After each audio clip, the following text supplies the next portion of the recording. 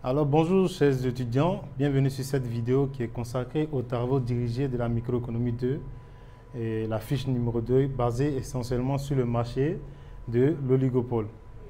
Alors on commence sans tarder avec l'exercice. Alors on nous demande de considérer deux firmes identiques dont la demande est P est égale à 100 moins 4Q, ok, et grand Q est la somme des quantités offertes par les deux firmes. Et les coûts marginaux et les coûts moyens des deux firmes sont égaux à 4. La première question, on nous demande de trouver les quantités des courbes de réaction à la Cournot des deux firmes. Ensuite, la deuxième question, de trouver l'équilibre Cournot-Nash en calculant le prix, la quantité offerte ainsi que les profits réalisés par chacune des firmes présentes sur le marché.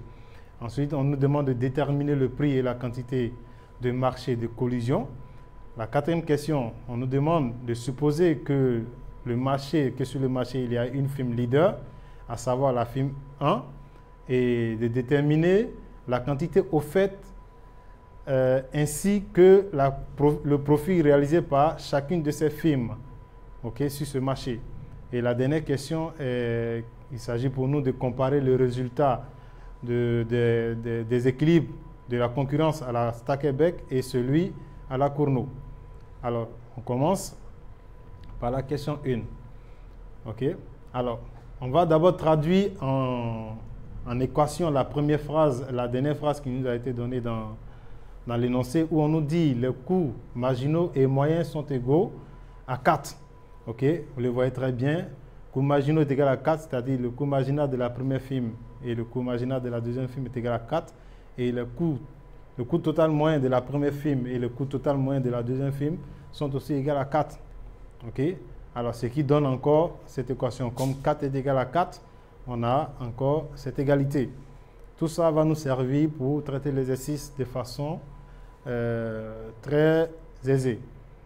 N'est-ce pas? Alors, on nous a dit la quantité offerte, grand Q, est la somme des quantités offertes par les deux firmes. Donc, on peut dire grand Q est égal à Q1 plus Q2.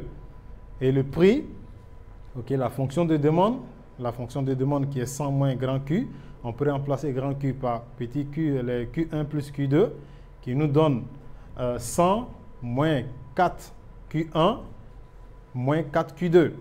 N'est-ce pas? Et à la fin, on trouve l'équation de la demande, qui est ainsi. Alors, pour la firme 1, on va chercher à trouver l'équation de la courbe de réaction des deux firmes. On va commencer d'abord par la firme 1.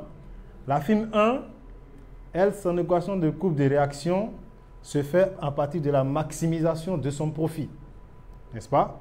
Alors, comment on maximise le profit d'une firme? OK? Comme c'est une fonction, on ne fait que maximiser la fonction de profit. Et la fonction de profit, c'est quoi? C'est la recette totale moins le coût total. La recette totale, c'est le prix fois la quantité produite. N'est-ce pas? Alors, il s'agit pour nous de trouver l'expression de ce profit. Et on sait que le prix, okay, c'est la fonction de demande, multiplié par Q1 moins coût total 1. Jusque-là, ce qu'on ne connaît pas, c'est le coût total 1.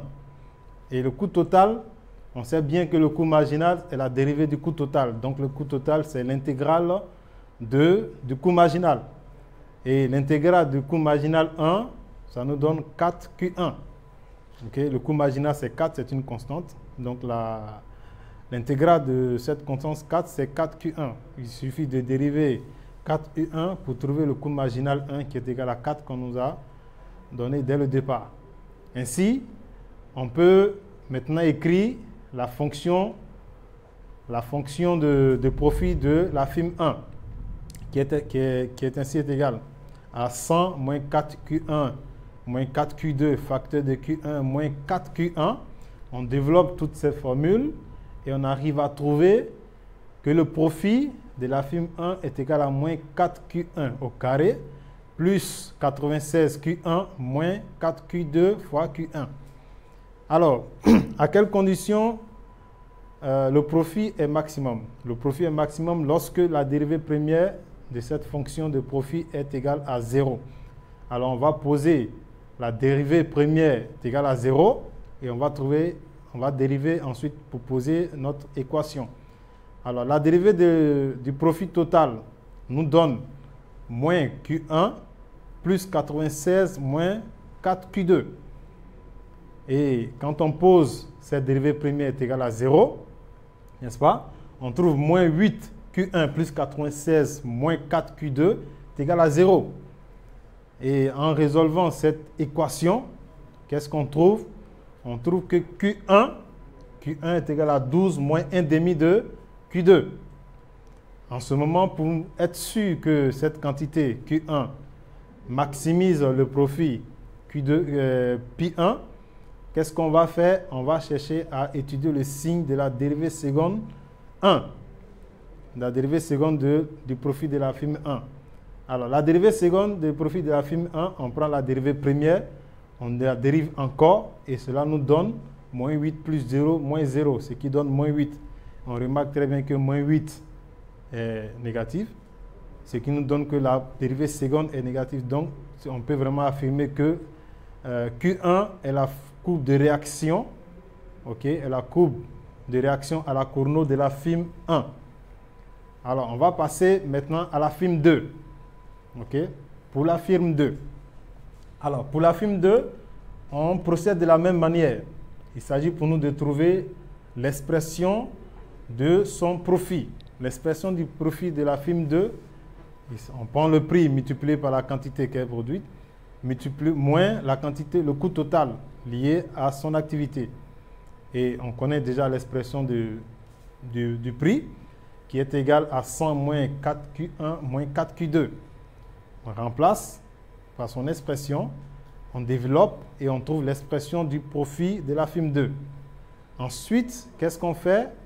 On pose la dérivée de cette firme est égale à 0. Bon, pour poser est égal à 0, il va falloir carrément dériver. Et la dérivée de la firme 2, du profit de la firme 2, est égale à 8 moins 4Q1 plus 96 est égal à 0. Alors, quand on résout cette équation, qu'est-ce qu'on trouve? On trouve que Q2 est égal à 12 moins 1 demi de Q1. Alors, on vient de trouver ainsi la courbe de réaction de la firme 2. Mais comme on peut s'amuser à vérifier si c'est vraiment cette quantité qui maximise le profit de la firme 2 en calculant la dérivée seconde.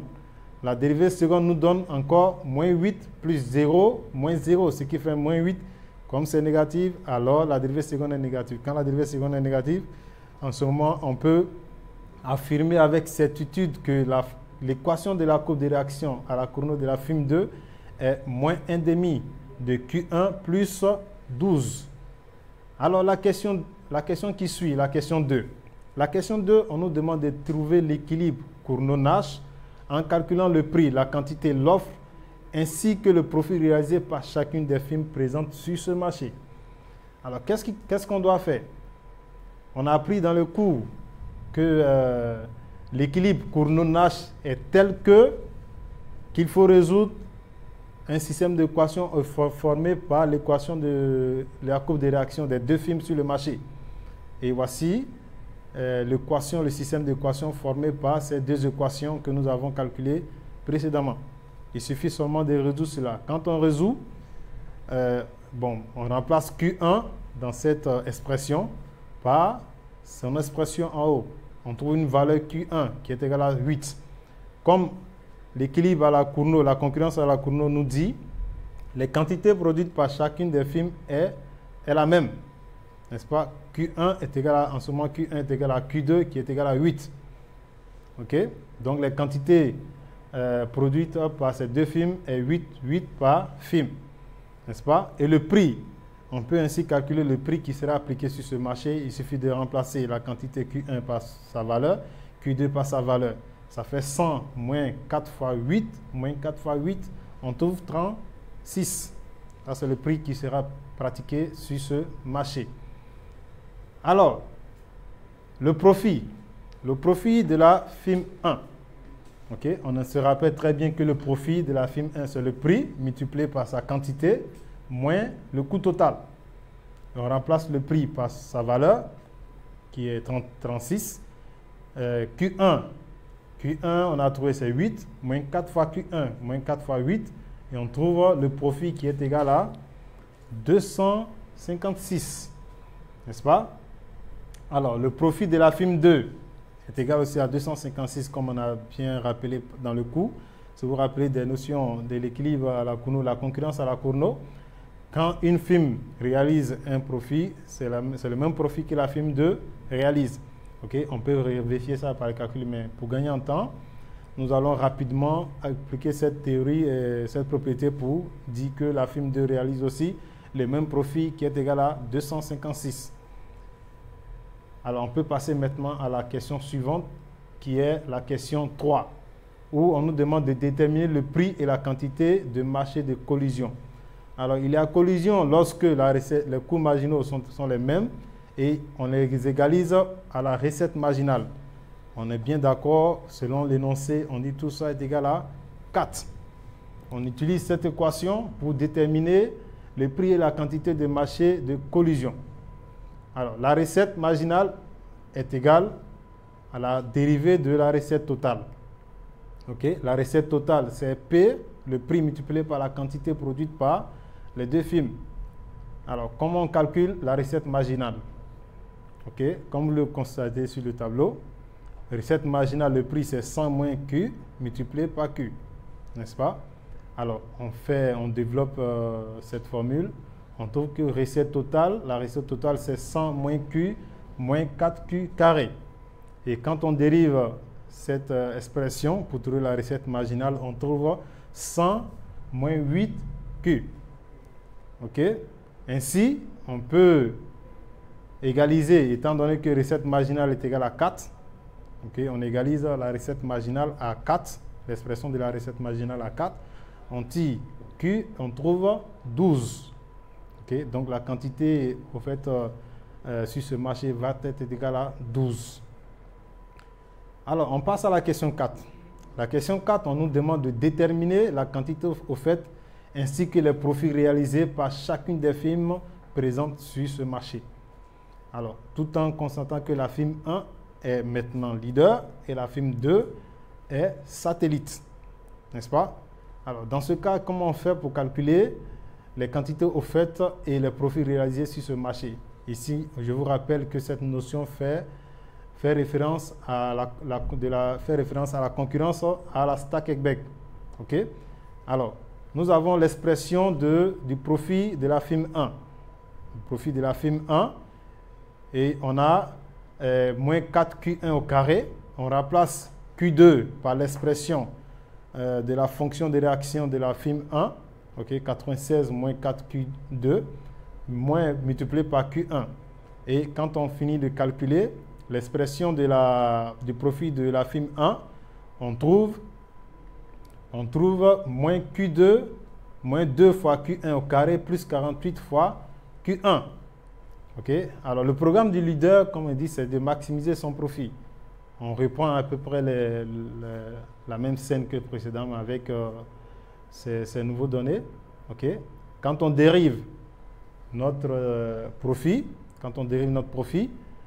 on pose cette dérivée est égale à 0, on trouve moins 4Q1 plus 48 est égal à 0. Et quand on résout cette équation, on trouve Q1 est égal à 12. N'est-ce pas? Pour constater qu'à cette quantité, le profit de notre leader est maximum, on dérive, on cherche l'expression, on étudie le signe de la dérivée seconde et on trouve moins 4. Moins 4 est négatif, alors à Q1 est égal à 12, le profit de notre leader est maximum. OK? Voilà. On peut calculer ce profit. OK? On peut calculer ce profit, mais on va passer à la question suivante. Okay, le profit, quand on remplace Q1 par son expression dans l'expression du profit de la firme 1, on trouve 288. Okay? Alors, ainsi, la firme 2, comme elle suit la firme leader, elle est satellite de la firme leader, elle va utiliser la quantité que la firme 1 utilise pour calculer la quantité qu'elle doit utiliser en fonction de sa courbe de réaction. Donc, quand on remplace Q1 dans la fonction de réaction de la courbe 2, qui est 12, on trouve la fonction de la film 2 va produire 6 unités. OK? Alors, on va maintenant calculer le prix. Le prix, excusez-moi, on va revenir un peu en arrière. Voilà, le prix. Le prix correspondant à ces deux quantités. Étant donné que la film 1 va maintenant utiliser 12 et la film 2 va produire 6, le prix correspondant est égal à 28. N'est-ce pas? 28. Ici, c'est un petit résumé de ce qu'on a fait. La film 1 utilise calcul 12, produit 12. Pour un prix de 28, elle a un profit de 288. La film 2 produit 6 pour un profit que nous allons calculer. N'est-ce pas? Alors, quand on calcule le profit de la film 2, le profit de la film 2, il faut utiliser la quantité qu'elle va produire par rapport au prix pour calculer son profit. Okay? Quand on rappelle l'expression de son profit, c'est recette totale moins coût total. Et recette totale, on connaît le prix, on connaît toutes ces données-là. On remplace le prix par le prix du marché, 28. La quantité qu'elle va produire, 6, moins 4 fois 6. Bon, là, c'est carrément facile à trouver. On trouve le profit de la film 2, 144. OK? Maintenant, en résumé, on voit que la film 1 produit 12 pour un profit de 288. La film 2 produit 6 pour un profit de 144. Tout ça avec un prix de 28. OK? Voilà. La cinquième question, on nous demande de comparer le résultat de la concurrence à la Sakebeck à celui de Cournot. Et on nous demande de voir quel est le mode de concurrence qui conduit à plus d'allocations efficientes. OK? Alors, la comparaison est là. La concurrence à la Cournot, on a un prix 36, une quantité totale produit sur le marché qui est 16. Le profit total réalisé par ces deux films est égal à 512. Okay, on fait le profit 1 plus le profit 2, on trouve 512. Alors, à la Sakebeck, qu'est-ce qu'on voit? On voit que le prix, c'est 36. La quantité de la film leader, 12. La quantité produite par la firme satellite, 6. Et le profit réalisé par les deux entreprises est de 432. On voit que 432 est inférieur à 512. Et à la Cournot, ils produisent ensemble 16, alors qu'à la Sakebeck, ils produisent 18. Alors, qu'est-ce qu'on peut dire sur ça? Alors, ce qu'on constate, on constate que le modèle de Sakebeck est plus efficient que celui de Cournot. Il n'y a qu'à prendre seulement le profit qu'il réalise. Quand une entreprise réalise moins de profit sur un marché, c'est le consommateur qui s'en sort le mieux. N'est-ce pas? Donc, on va dire que c'est le modèle à la Sakebeck qui est le plus efficient que celui de Cournot. Car il produit, comme on l'a dit, il produit plus de quantité, fixe un prix de vente inférieur et réalise des profits très bas. Voilà. Donc ici prend fin l'exercice 2 du TD2 et vivement la prochaine pour continuer les TD et les travaux déjà en microéconomie 2. Merci et à la prochaine.